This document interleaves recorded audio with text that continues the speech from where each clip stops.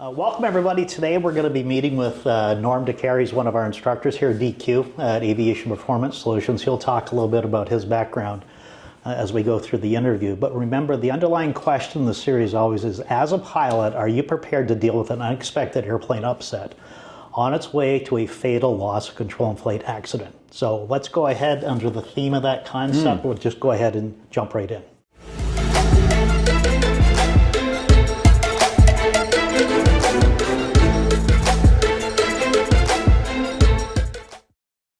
Okay, DQ, it's great to be here with you. Did you want to maybe share a little bit about your background and then any kind of epiphanies you had? I'm happy to, ask questions, or you can just go ahead and share whatever you prefer. Sure.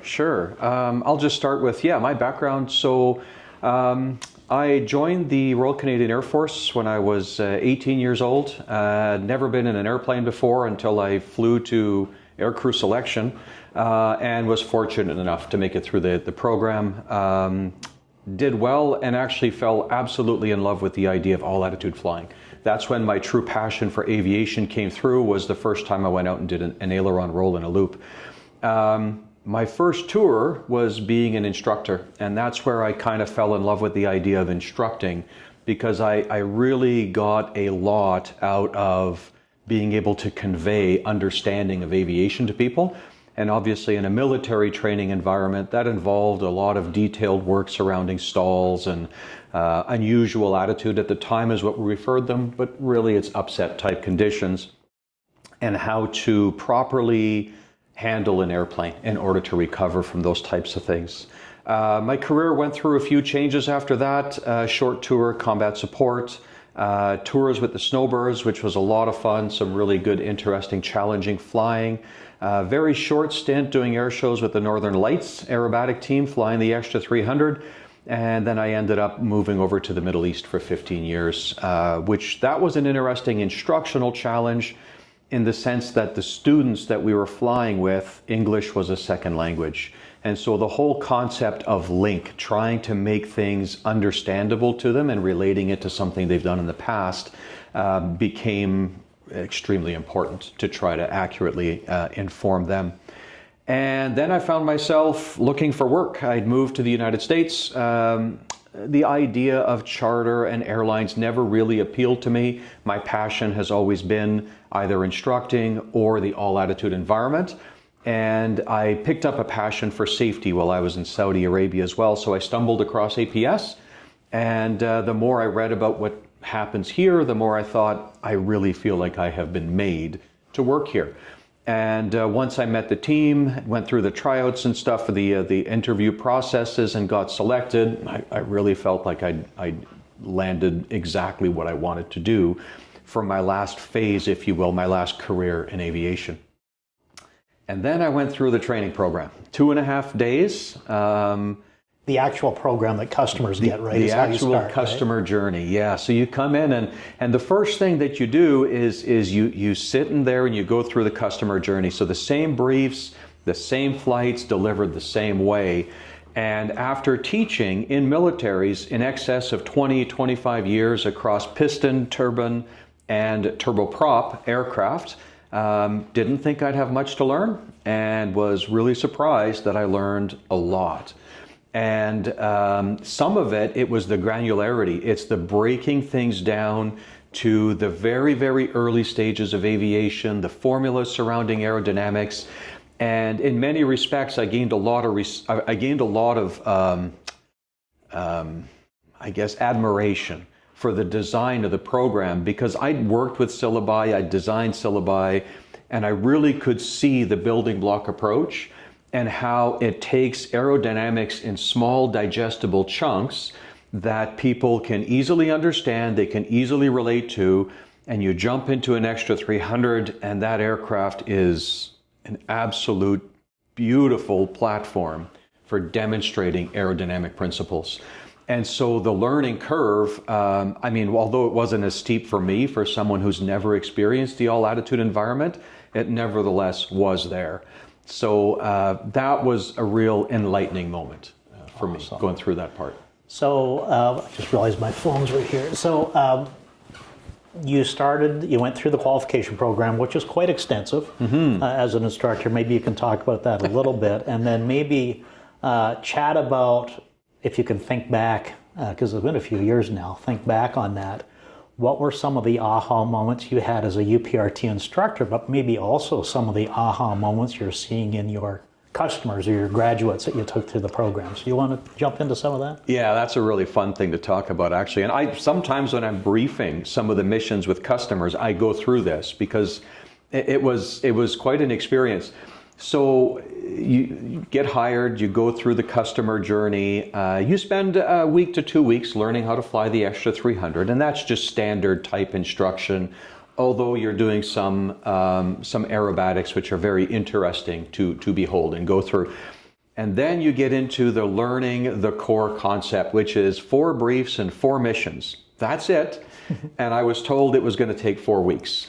And I was rather skeptical, I have to admit, because in 4 weeks previously, I've learned a syllabi, which was potentially 80 missions long, formation, night, things of that nature.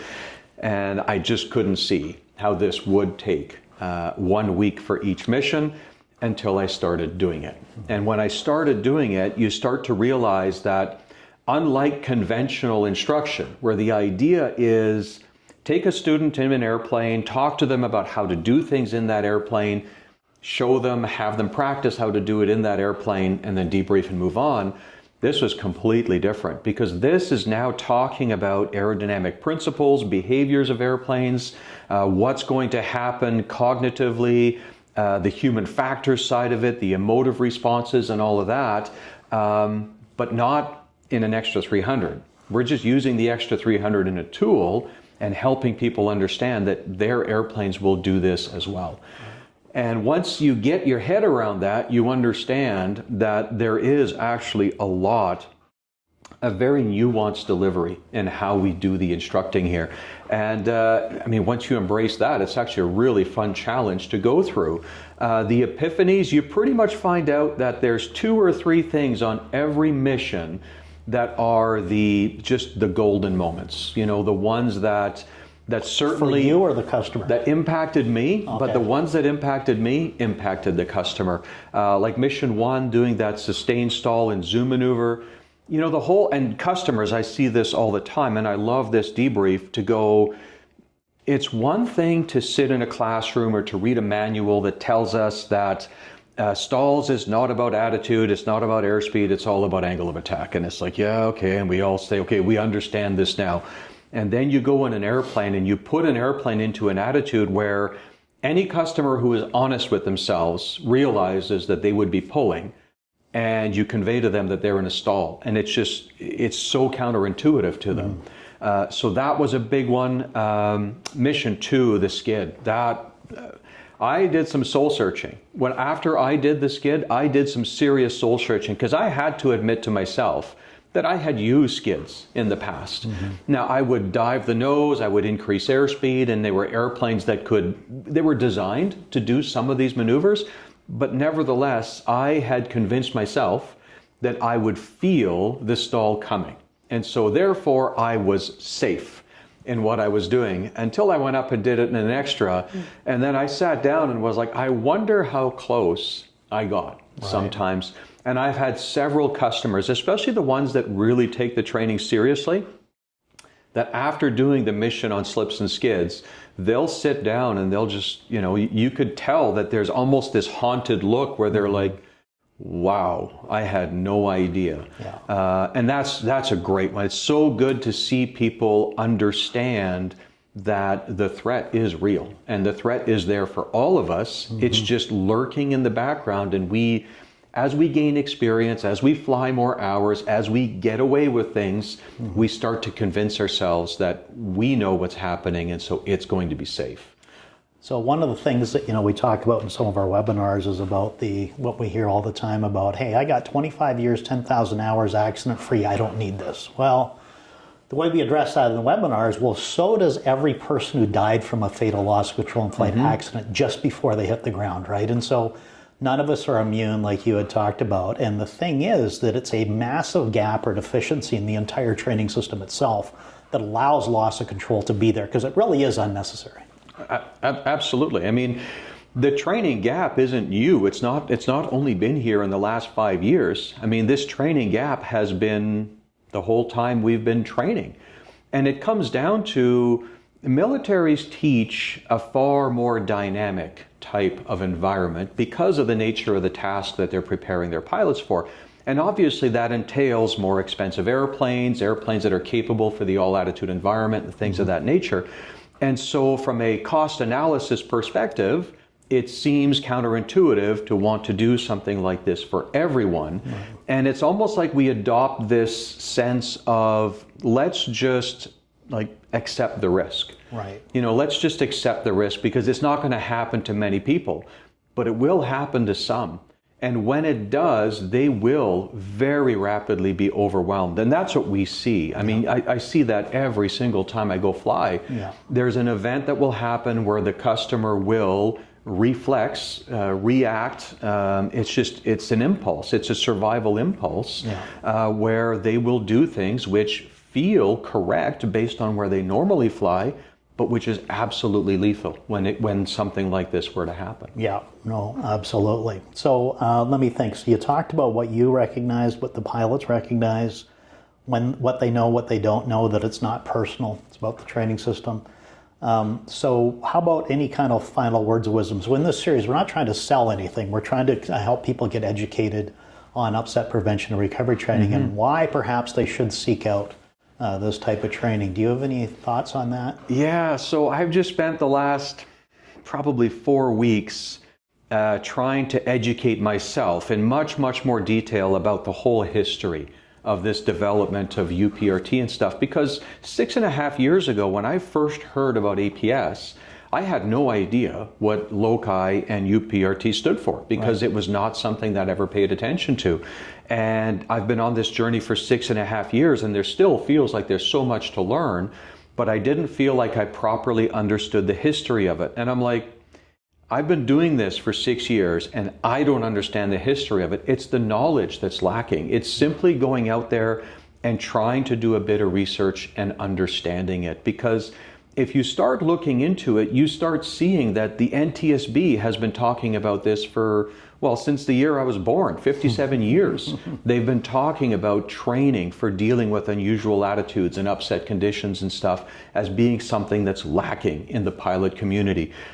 You can see that there was a real war cry, rally effort from, it was a global group that got pulled together to recognize what this problem is and try to address what needs to be done to fix it.